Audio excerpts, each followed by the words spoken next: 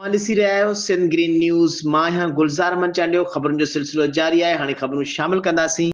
तंहिंखां रिपोर्ट करे अकबर दिलवानी ठटे में मुनशियात खां पोइ केमिकल वारे खीर जूं बि फैक्ट्रियूं कारखाना क़ाइमु। खीर जो कारोबार मुनशियात खां बि वधीक मुनाफ़े बख़्श कारोबार बणिजी वियो।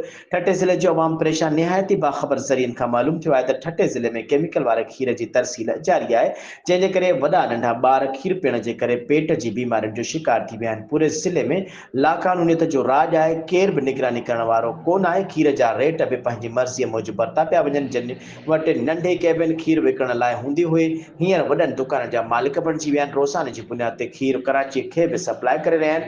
हींअर वॾा होलसेल जा डीलर थी विया आहिनि। पंहिंजो माल मींहूं ठगियूं बि कोन्हनि अथनि ऐं उन जे बावजूदि मणनि जे हिसाब सां खीर विकिरो ऐं सप्लाई पियो थिए।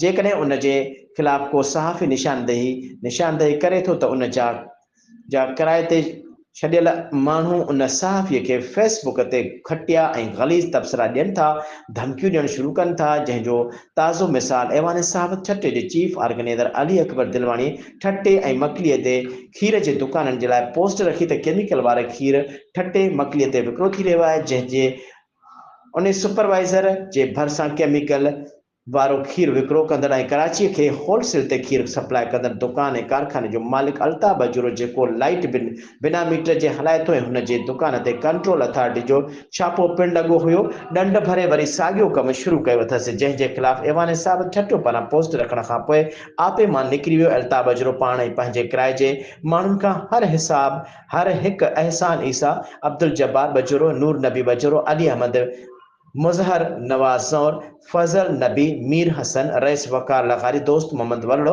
जुमन बजूरो, दिलशाद बजूरो, अब्दुल हकीम ऐवान साहब ठटो जे चीफ ऑर्गेनाइज़र अली अकबर दिलवानी जे किरदार कुशी शुरू कई वई आहे।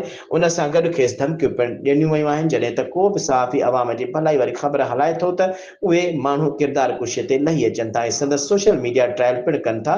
जेकॾहिं कंहिं बि डिपार्टमेंट खे ॿुधायो वञे थो त को बि एक्शन नथो खंयो वञे, उन लाइ commissioner Hyderabad division, DIG Hyderabad, deputy commissioner Thatta, SSP Thatta ऐं ॿिया इदारा फौरी तौर ते एक्शन वठनि ऐं ग़रीब अवाम खे हिन केमिकल खीर ठाहींदड़ ऐं सप्लाई कंदड़नि ते एक्शन खणनि।